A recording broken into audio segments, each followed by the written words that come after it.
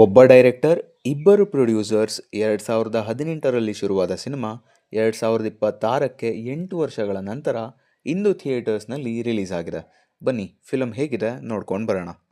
ಗ್ರಾಮಾಯಣ ಇದು ವಿನಯ್ ರಾಜ್ಕುಮಾರ್, ಮೇಘಾ ಶೆಟ್ಟಿ, ಗೋಪಾಲ್ ಕೃಷ್ಣ ದೇಶಪಾಂಡೆ ಮತ್ತು ಲೂಸ್ ಮಾದ ಯೋಗಿರವರೆಲ್ಲ main ಲೀಡ್ನಲ್ಲಿ ಕಾಣಿಸ್ಕೊಂಡು Devanur ಚಂದ್ರೂರವರು direct ಮಾಡಿರುವಂಥ ಸಿನಿಮಾ. ಸ್ಟೋರಿ ವಿಚಾರಕ್ಕೆ ಬರೋದಾದರೆ ಸ್ಪಾಯ್ಲರ್ಸ್ ಏನೂ ಕೊಡೋದಿಲ್ಲ, ಆದರೆ ಟ್ರೈಲರ್ನಲ್ಲೇ ಗಮನಿಸಿದ ಹಾಗೆ ಇದು ಒಂದು ಗ್ರಾಮದಲ್ಲಿ ನಡೆಯುವಂಥ ಕಥೆ. ಸೀನಾ ಗ್ರಾಮದಲ್ಲಿ ಇರುವಂಥ ಒಬ್ಬ ಅಗ್ರೆಸಿವ್ ಯುವಕ. ಇವನು ಇಷ್ಟಪಡ್ತಾ ಇರೋವಂಥ ಹುಡುಗಿ ಕುಸುಮ.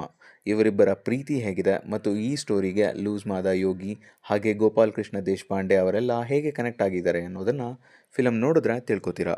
ಈ ಫಿಲಮ್ನ ನೋಡೋದಕ್ಕೆ ನನಗೆ ತುಂಬಾ ಎಕ್ಸೈಟ್ ಮಾಡಿದಂಥ ಫ್ಯಾಕ್ಟರ್ ಅಂತ ಹೇಳಿದ್ರೆ ಅವರು ಡೈರೆಕ್ಟರ್ ದೇವನೂರು ಚಂದ್ರೂರವರು. ಮೊದಲ ಸಿನಿಮಾದಲ್ಲೇ ಹಳ್ಳಿಯ ಬ್ಯಾಕ್ ಡ್ರಾಪ್ ಇರುವಂತಹ ರೂಟೆಡ್ ಕಥೆಯನ್ನು ಸೆಲೆಕ್ಟ್ ಮಾಡ್ಕೊಂಡಿರೋದು.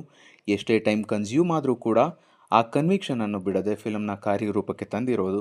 ಸೆಂಟಿಮೆಂಟಲ್ ಫ್ಯಾಮಿಲಿ ಡ್ರಾಮಾವನ್ನು ಮತ್ತು ಅಗ್ರೆಸಿವ್ ಆ್ಯಕ್ಷನ್ ಸೆಟ್ ಪೀಸಸ್ಗಳನ್ನು ಬ್ಯಾಲೆನ್ಸ್ ಮಾಡಿರೋದ್ರಿಂದ ಈ ಫಿಲಮ್ನ ನೋಡೋದಕ್ಕೆ ನಾನು ತುಂಬಾ ಎಕ್ಸೈಟೆಡ್ ಆಗಿದ್ದೆ.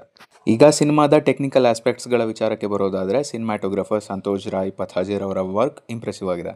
ಆ್ಯರಿ ಅಲೆಕ್ಸಾ ಕ್ಯಾಮ್ರಾ ಯೂಸ್ ಮಾಡಿದ್ದಾರೆ, ಸೊ ಕ್ಲೋಸಪ್ ಶಾಟ್ಸ್ ಎಲ್ಲ ತುಂಬ ಚೆನ್ನಾಗಿ ಬಂದಿದ್ದಾವೆ. ಲೈಟಿಂಗ್ ಕೂಡ ಅಷ್ಟೇ, ಆದಷ್ಟು ನ್ಯಾಚುರಲ್ ಲೈಟ್ಸ್ಗಳನ್ನು ಯೂಸ್ ಮಾಡಿಕೊಂಡು ಒಂದು ವೈಬ್ರೇಟ್ ಕಲರ್ ಟೆಂಪ್ಲೇಟನ್ನು ಕ್ರಿಯೇಟ್ ಮಾಡಿದ್ದಾರೆ. ಎಲ್ಲೂ ಕೂಡ ಕಲರ್ಸ್ ಡಾಮಿನೇಟ್ ಮಾಡ್ತಾ ಇದೆ ಅಂತ ಅನಿಸೋದಿಲ್ಲ. ಹಾಗೂ ಒಂದು ಮೋಡಿ ಅಟ್ಮಾಸ್ಫಿಯರನ್ನು ಕ್ರಿಯೇಟ್ ಮಾಡಿದ್ರಿಂದ ಕ್ಯಾಮ್ರಾ ವರ್ಕ್ ನನಗೆ ವಿಭಿನ್ನವಾಗಿ ಕಾಣಿಸ್ತು. ಫಿಲಮ್ನ ಮೊದಲ ಟೀಸರ್ ಇನಿಷಿಯಲ್ ಡೇಸ್ನಲ್ಲಿ ಬಿಟ್ಟಿದ್ದಾಗಲೇ ನಾನು ಒಂದು ಒಳ್ಳೆಯ ಆ್ಯಕ್ಷನ್ ಪ್ಯಾಕೆಡ್ ವಿಲೇಜ್ ರೂಟೆಡ್ ಕಥೆಯನ್ನು ನಿರೀಕ್ಷಿಸ್ತಾ ಇದ್ದೆ. ಅದೇ ರೀತಿಯಲ್ಲಿ ಮೂವಿಯಲ್ಲಿ ಒಳ್ಳೆಯ ಆ್ಯಕ್ಷನ್ ಸೀನ್ಸ್ ಇದ್ದಾವೆ. ಎಲ್ಲೂ ಕೂಡ ಹೆಚ್ಚಾಗಿ ವೈರ್ ವರ್ಕ್ಸ್ ಕಾಣೋದಿಲ್ಲ, ಆದಷ್ಟು ಗ್ರೌಂಡೆಡ್ ಆಗಿನೇ ಇಟ್ಟಿದ್ದಾರೆ. ಆದರೆ ಸಿನಿಮಾದಲ್ಲಿ ಆ್ಯಕ್ಷನ್ ಎಪಿಸೋಡ್ಸ್ ಬಂದಾಗ ಅದರಲ್ಲಿ ಇದ್ದಂಥ ಎಡಿಟಿಂಗ್ ಅಷ್ಟೇನೂ ಖುಷಿ ಕೊಡಲಿಲ್ಲ. ಇನ್ನೂ ಸ್ವಲ್ಪ ಕ್ರಿಸ್ಪ್ ಆಗಿ ಎಡಿಟ್ ಮಾಡಬಹುದಿತ್ತು ಅನ್ನೋದು ನನ್ನ ಭಾವನೆ. ಡೈರೆಕ್ಷನ್ ವಿಚಾರಕ್ಕೆ ಬರೋದಾದರೆ ಆ್ಯಕ್ಷನ್ ಮತ್ತು ಫಿಲಮ್ನ ಪ್ರೆಸೆಂಟ್ ಮಾಡಿರುವಂಥ ರೀತಿ ಚೆನ್ನಾಗಿದೆ. ಹೆಚ್ಚಾಗಿ ಸ್ಟೈಲೈಸ್ಡ್ ಆ್ಯಕ್ಷನ್ ಕಡೆ ವಾಲದೆ ರೂಟೆಡ್ ಕಥೆಯನ್ನು ಚೂಸ್ ಮಾಡಿಕೊಂಡು ಅದನ್ನು ಪ್ರೆಸೆಂಟ್ ಮಾಡಿರುವಂಥ ರೀತಿ ಸರಿ ಇದೆ.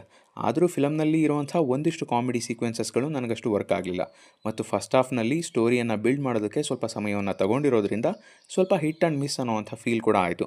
ಆದರೂ ಆನ್ ಅ ಹೋಲ್ ನೋಡಿದಾಗ ಲೀನಿಯರ್ ಸ್ಕ್ರೀನ್ ಪ್ಲೇ ಮತ್ತು ಅಲ್ಲಲ್ಲಿ ಇರುವಂಥ ಎಲಿವೇಟೆಡ್ ಸೀಕ್ವೆನ್ಸಸ್ಗಳಿಂದ ಸಿನಿಮಾ ಅಲ್ಲಲ್ಲಿ ಪ್ರಿಡಿಕ್ಟಬಲ್ ಅನಿಸಿದ್ರೂ ಕೂಡ ಕೊನೆವರೆಗೂ ನೋಡ್ಸ್ಕೊಂಡು ಹೋಗುತ್ತೆ.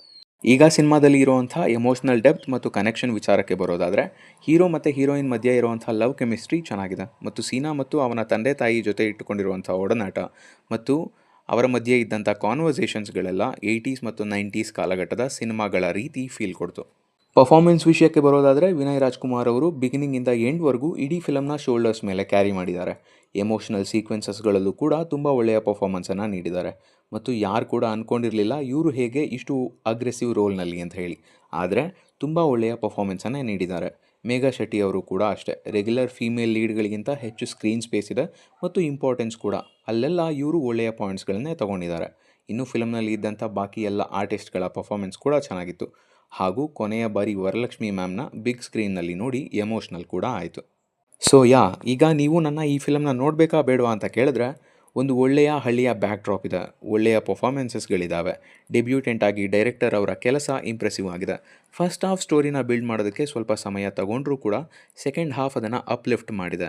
ಪೂರ್ಣಚಂದ್ರ ತೇಜಸ್ವಿರವರ ಸಾಂಗ್ಸ್ ಸಿಚುವೇಶನ್ಗೆ ತಕ್ಕನಾಗಿ ಸೆಟಲ್ ಆಗಿದ್ದಾವೆ. ಅಲ್ಲಲ್ಲಿ ಎಡಿಟಿಂಗ್ ಬೆಟರ್ ಆಗಬೇಕಿತ್ತು ಅನ್ನೋದು ಬಿಟ್ಟರೆ ಇಡೀ ಫಿಲಮ್ ನನಗೆ ಹಿಡಿಸ್ತು. ಸೊ ನಾನು ಈ ಫಿಲಮ್ನ ಗುಡ್ ವಾಚ್ ಅಂತ ಹೇಳ್ತೀನಿ. ಸೊ ಇದಾಗಿತ್ತು ಗ್ರಾಮಾಯಣ ಚಿತ್ರದ ರಿವ್ಯೂ. ನೀವಿನ್ನೂ ಈ ಫಿಲಮ್ನ ನೋಡಿಲ್ಲ ಅಂತ ಹೇಳಿದ್ರೆ ಈ ಕೂಡಲೇ ನೋಡಿ. ನೀವು ಯಾರಾದರೂ ಈ ಫಿಲಮ್ನ ಈಗ ಆಲ್ರೆಡಿ ನೋಡಿದರೆ ಹೇಗಿತ್ತು ಅನ್ನೋದನ್ನು ಕೆಳಗಡೆ ಕಾಮೆಂಟ್ ಮಾಡಿ ತಿಳಿಸಿ. ನಾನು ಮತ್ತೆ ಮುಂದಿನ ವೀಡಿಯೋದಲ್ಲಿ ಸಿಗ್ತೀನಿ. ಅಲ್ಲಿಯವರೆಗೂ ನಮಸ್ಕಾರ.